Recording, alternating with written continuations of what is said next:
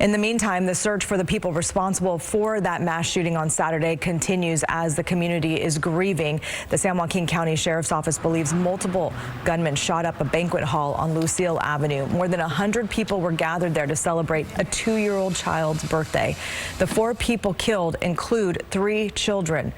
And here are their pictures. The QR code on your screen will take you to an article with the GoFundMe pages for these kids. The victims are identified as 8-year-old Maya Lupian, 8-year-old Journey Guerrero, 14-year-old Amari Peterson, and 21-year-old Susano Archuleta. Investigators now say 13 people were also injured and treated at hospitals. The 2 youngest victims were students with the Stockton Unified School District. Superintendent Dr. Michelle Rodriguez released a statement yesterday following the identification of Journey Rose, saying in part, "We carry Journey's family in our hearts as we grieve alongside them. We will continue to do everything we can to support them and our entire SUSD community." And KCRA3 spoke with a man who attended the party, and he's now in jail for what authorities call a parole violation because he was at the party. We asked for an interview, and he chose to speak exclusively and only with KCRA3. 25-year-old Billy Williams, who goes by the rapper name Dougie3Z, says social media posts have falsely accused him and his music of triggering the violence.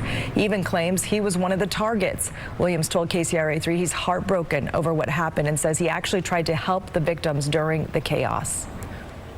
I've seen a bunch of people posting a lot, talking about me, saying that they didn't understand, like it was blaming me, and they should know that I would die for those kids. I ran in front of everybody for those kids. I picked all those kids up. I brought them to the front yard.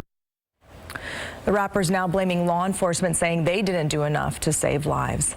And as the community is trying to process this huge tragedy, the San Joaquin County DA's office is welcoming all victims of violent crime and their families to attend a vigil. KCRA3's Melanie Wingo has more from outside Weber Point Event Center, where that vigil will happen tonight. This is an annual event hosted by the DA's office, and it brings together the families of victims of violent crime and community support groups. So here's how the event shapes up. This is video you're seeing from last year's event. Dozens of people showing up wearing T-shirts and holding signs bearing the faces of their loved ones lost to violence.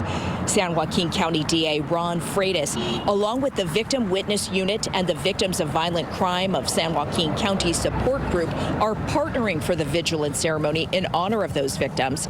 Following the ceremony, there will be what's called a March of Lights along the streets near Weber Point Event Center. And the families of crime victims are invited to place ornaments on the holiday tree that is out here at the center. The DA's office hasn't said specifically if there will be a focus on Saturday's mass shooting that left 4 young people dead and more than a dozen injured here in Stockton. But since emotions are still running high across the community after that tragedy and the shooters are still on the loose, we do expect that what happened on Saturday will likely be a big part of tonight's event. And as you can see here at Weber Point Event Center, the holiday tree is up. That's where those ornaments from the families of the victims of violent crime will go. This is all set to start at 5 o'clock tonight, and for those interested in attending, there's parking right across the street at the old Bank of America parking lot. Reporting from Stockton, Melanie Wingo, KCRA3 News.